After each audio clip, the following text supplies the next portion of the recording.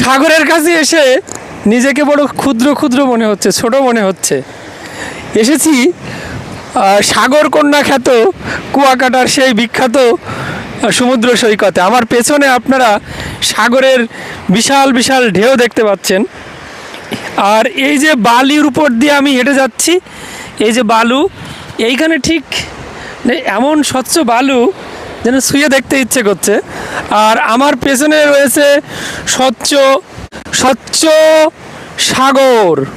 এই সাগরের ঢেউ, আর একটু কাছে আসো, এই সাগরের ঢেউ দেখে মনে হচ্ছে সাগরের বুকে একটু ঝাঁপিয়ে পড়ি, কিন্তু এটা আসলে সম্ভব না। এই সাগর আর এই নদী এরা শুধুমাত্র দেখতেই সুন্দর, কাছে গেলে এরা আপনাকে গ্রাস করে ফেলতে পারে, টেনে নিয়ে যেতে পারে। কি এক অসম্ভব সমুদ্র সৈকত। আরেকটু সামনে আসো। ও, এই যে সাগরের পানি, বালি মিশ্রিত সাগরের পানি, বালি মিশ্রিত এই সাগরের পানি কি অপরূপ সুন্দর।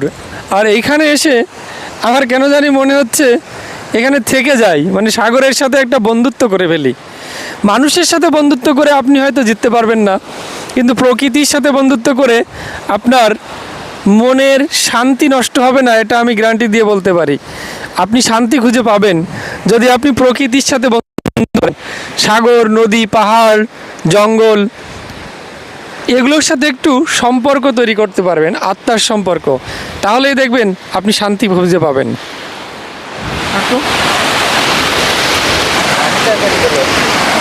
গাড়ি দেখা লাগবে না,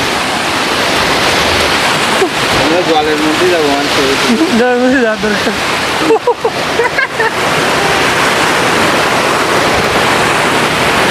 আপনি একটা মুখ টানেন, ওই মুখ টানিয়ে একটু কিছু বলেন। ওই মুখটা তো ওই যে একটা, ও মাই গড, আপনার এইসব বুদ্ধি আসে না?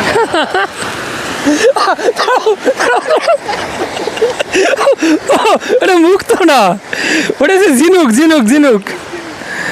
দাও দাও দাও, এবার এবার পানি চলে যাক, দাও পানি পানি চলে যাক এবার, তারপরে নিচ্ছে। দাও, এই যে কাছে নিয়ে আসো, কাছে নিয়ে আসো। এই যে, এই যে ছোট ঝিনুক, ঝিনুক, সাগরের ঝিনুক, কি সুন্দর সাদা, মুক্তোর মতো। আমরা ভাবছিলাম এটা মুক্তো, কিন্তু এটা মুক্তো না, এটা একটা ঝিনুক। তো যাই হোক, অদ্ভুত রকমের একটা ফিলিংস। সাগর তো আসলে সাগরের মতোই, বিশালতা, উদারতা, অদ্ভুত। দেখি